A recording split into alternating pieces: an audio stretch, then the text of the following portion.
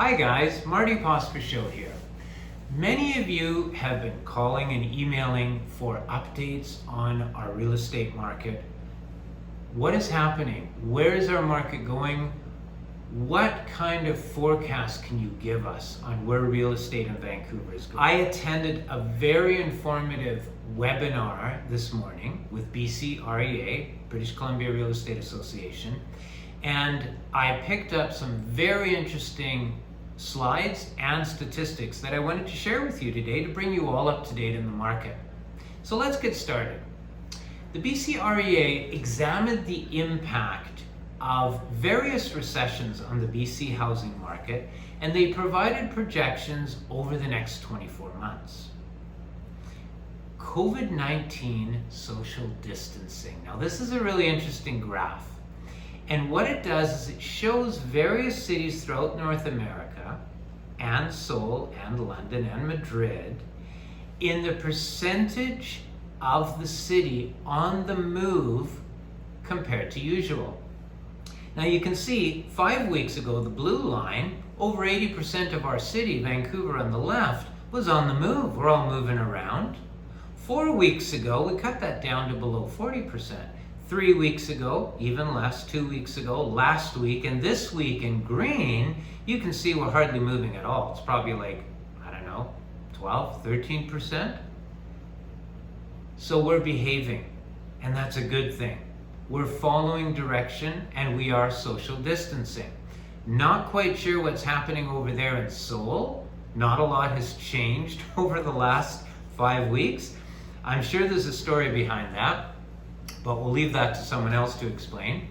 So what kind of impact does this have on our economy? And in turn, what kind of impact does this have on real estate in Vancouver? Well, for the BC economy, interestingly enough, you can see for 2020, you can see a negative 4.1% growth in the GDP. What does this mean? This means that the economy is not doing well. In layman's terms, it's shrinking rather than growing. And when the economy shrinks, there's less money going around, there's less activity, there's less real estate being sold. They anticipate in 2021 that this is going to recover. You can see that. And more importantly, looking at the BC unemployment rate, you can see that as the social distancing requirements came out, many of us became unemployed, and the unemployment rate increased dramatically, over 9%, and it's forecasted to stay pretty high until a lot of the shops and businesses start to open up again, and that will recover. Now, when the BC economic forecast is negative, it means that people are going to spend less money. And when they spend less money, there's less money going into other businesses, and there's less economic activity, and this affects the overall ability for people to buy and sell product in terms of homes. So it has a negative effect on our economy and in turn in real estate. However, what's happening here is a little bit different than one might expect, because our federal government is responding to this by lowering interest rates. So here's the Bank of Canada overnight rate, and what they've done here is they've lowered it to 0.25%. By lowering interest rates, you're making money available at a much cheaper rate. People are more likely to borrow, they're more likely to spend, and that tends to spur the economy on. So a great tool for any government to lower interest rates to stimulate the economy. And in fact, you can see on the mortgage rates, the 5-year mortgage rate being the blue one, we're down to 2.64% for a 5-year mortgage. What does this mean? For buyers, it means cheaper money to borrow when you're buying a home. That's good news. For sellers, it means that more buyers are going to come into the market, and it's going to stimulate the real estate market. More good news. As an aside, that top line, the gray line, is the qualification rate. So that's the rate you must qualify at to get the mortgage. Now, the federal government was going to reduce the qualification rate to 200 points above the posted 5-year, which would have made it 4.64% qualifying instead of over 5%. That would have also helped. Let's hope they jump back onto that track and reduce the qualification rate, because that again will stimulate more buyers back into the market.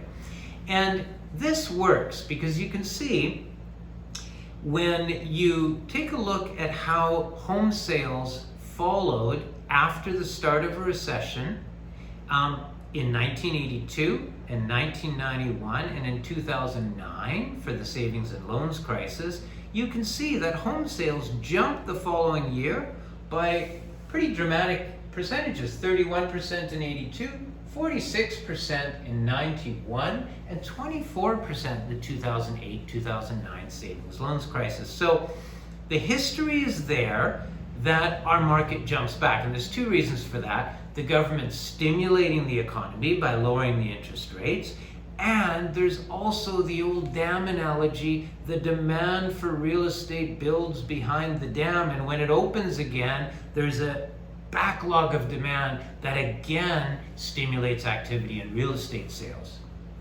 Good news for buyers, money's cheaper. Good news for sellers, many more buyers in the market. So good news all around post-COVID-19. Now, what's happening with the inventory?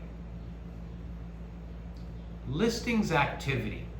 So on this graph, this is quite interesting because you can see right where we are now, again, COVID-19 being the yellow line, you can see that listings dropped when social distancing came into effect. And that's obvious reasons. People are staying at home, they're doing the right thing. They're thinking, we probably shouldn't be putting our home in the market now. Let's just wait and hold this out. So the listings inventory drops down. Now you'll also see that that is going to end very soon. And you're going to see in the broken line and the solid line that as soon as the social distancing requirements start to lighten, we're going to see a dramatic increase in listings hitting the market. So that again is going to increase, sharply increase into summer, increasing the supply dramatically, giving more inventory for buyers to choose from, and providing much more choice on the market. So that's all a good thing. So what's going to happen with the number of sales? So here's MLS unit sales, seasonally adjusted, showing a significant drop in activity into summer.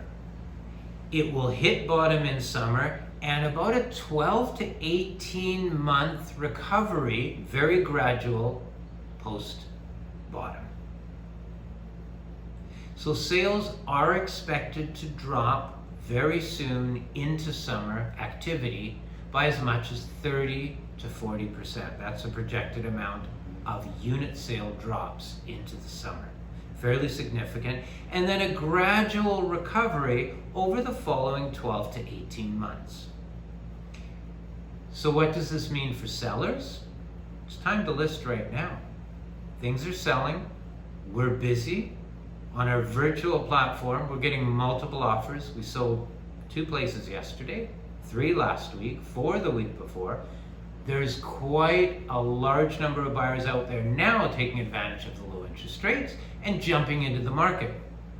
So as a seller, I would probably want to get my home on the market before that sharp drop in unit sales takes place and before pricing drops for the summer.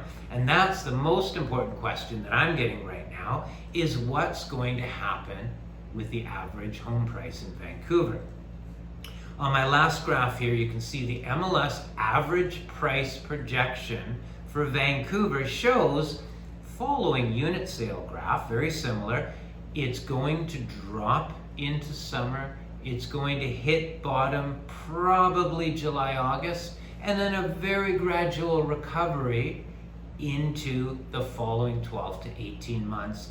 And it looks like we could be back where we are now sometime this time next year up to the end of next year. So again, there's a broken band and a solid band showing the two ranges. BCREA shows that projection taking place for a recovery of 12 to 18 months. The market will recover, it will come back to its full potential, and there's lots of opportunity in between for both buyers and sellers.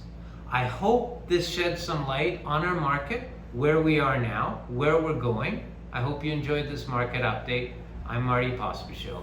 Thanks for joining me.